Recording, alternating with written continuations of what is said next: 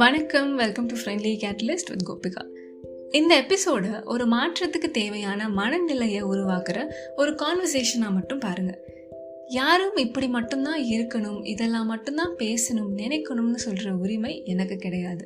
ஆனால் எல்லாருமே ஆசைப்படுற அந்த வாழ்க்கையை எப்படி அமைச்சிக்கலாம் அப்படின்ற சில சஜஷன்ஸை மட்டும்தான் என்னாலேயோ அல்லது யாருனாலேயோ கூட கொடுக்க முடியும் அப்படின்னு நான் நம்புகிறேன். அப்படி இருக்கும் பொழுது எனக்கு சில விஷயங்கள் புரியாமலே இருக்கும்.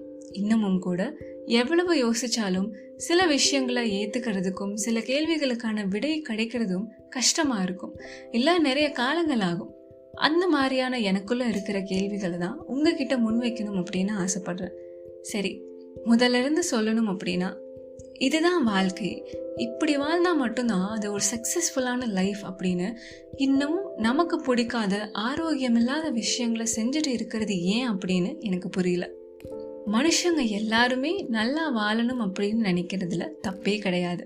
ஆனால் மனுஷங்க மட்டுமே தான் இங்கே நல்லா வாழணும், அதுக்காக வேற எந்த உயிரினத்தை கூட என்ன செஞ்சாலும் தப்பு இல்லைன்னு நினைக்கிற இந்த மனசு எங்கே எப்போ மாறுச்சு அப்படின்றது எனக்கு தெரியல.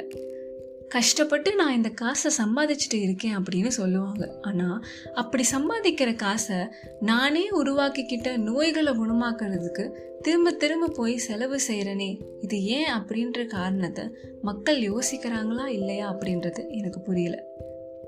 பயனுள்ள விஷயங்களை தான் இங்கே நிறைய பேர் பேசிகிட்டு இருக்காங்களே, அது நமக்கும் கூட தெரிஞ்சிருக்கே. இருந்தாலும் ஏன் ஒரு மாற்றத்துக்கான நம்பிக்கை எல்லார் மனசுலையும் வராமல் இருக்குது அப்படின்றது எனக்கு புரியல. இன்னொரு பக்கம் யார் என்ன சொன்னாலும் அதை ஏன் எப்படின்னு கேள்வி கேட்காம, அது உண்மைதானா அப்படின்னு ஆராயாமல் யோசிக்காமல் அதை அப்படியே நம்பிட்டு பின் நாட்களில் தப்பான தகவல்களை நம்ம நம்பிட்டோமோ அப்படின்னு நினச்சி ஃபீல் பண்ணுறது ஏன் அப்படின்னு எனக்கு புரியல.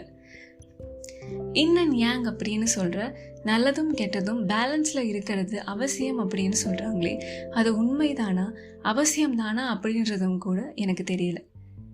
என் குழந்தைக்கு நான் என்னெல்லாம் நல்லதுன்னு நம்பிட்டு இருக்கணும், நான் என்னெல்லாம் சரின்னு நினச்சிட்டு இருக்கணும், அதையெல்லாம் மட்டும்தான் அதை ஃபாலோ பண்ண வைக்கணும், அதுக்கு சொல்லி கொடுக்கணும்னு நினைக்கிற இந்த எண்ணம் ஏன் இன்னும் மாறாமலே இருக்குது அப்படின்னு எனக்கு புரியல.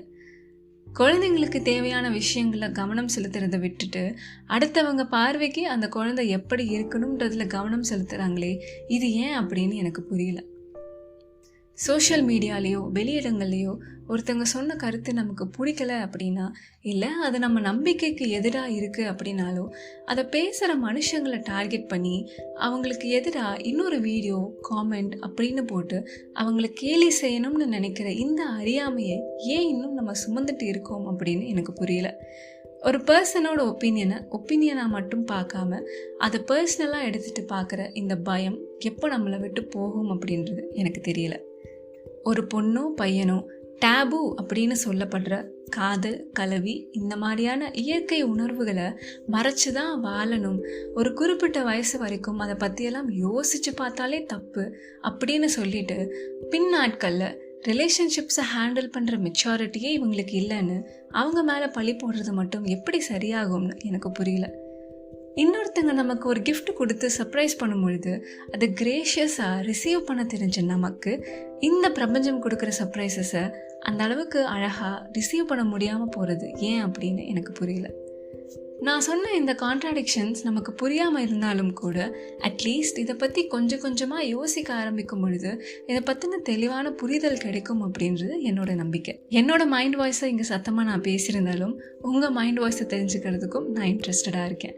இந்த எபிசோடை பற்றின உங்கள் காமெண்ட்ஸு, இந்த விஷயங்களை பற்றி நீங்கள் என்ன நினைக்கிறீங்க அப்படின்றத கீழே ரிப்ளை பண்ணுங்கள். Or Instagram, email and LinkedIn மூலமாகவும் என் கூட நீங்கள் உங்கள் தாட்ஸை ஷேர் பண்ணலாம். I will see you soon in another episode.